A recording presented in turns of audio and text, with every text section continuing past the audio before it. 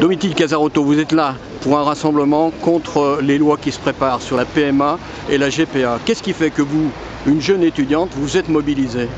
Je me sens concernée par ces lois parce que ça va être le monde qu'on va nous laisser à nous.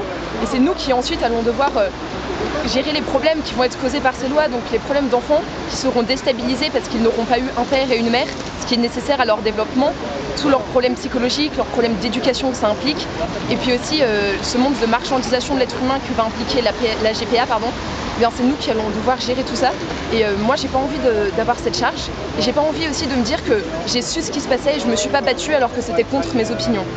Alors pour vous, ce qui est en cause un peu, c'est finalement le fait que des couples de femmes, et peut-être d'hommes, puissent effectivement avoir des enfants par cette méthode. Oui, c'est tout à fait ça.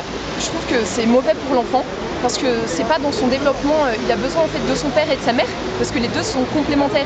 Donc c'est comme ça qu'il va pouvoir être élevé, grandir et devenir un homme ou une femme construit ou construite. Et puis ça va créer des inégalités parce que certains enfants ont eu la chance d'avoir un papa et une maman et d'autres non. Et donc en fait la République par là va créer volontairement des enfants orphelins de père.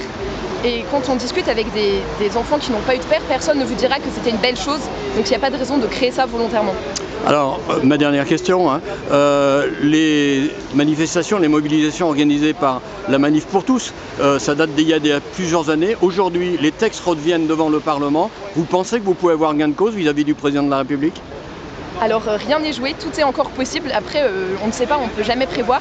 Mais en tout cas, on est là et on dira jusqu'au bout notre opinion. Et on défendra jusqu'au bout la voix des enfants qui ne peuvent pas parler et la vérité finalement. Et après, le président fera ce qu'il voudra. Mais nous, on aura fait notre travail, c'est-à-dire de l'avertir et d'avertir les Français. Petit codicile, il y a une banderole à côté de vous qui dit l'écologie, non, de l'autre côté, qui dit l'écologie, c'est aussi de l'humain. Ça veut dire quoi pour vous? Ça veut dire que, en fait, protéger la planète, c'est nécessaire et les humains font partie de l'écosystème, les hommes.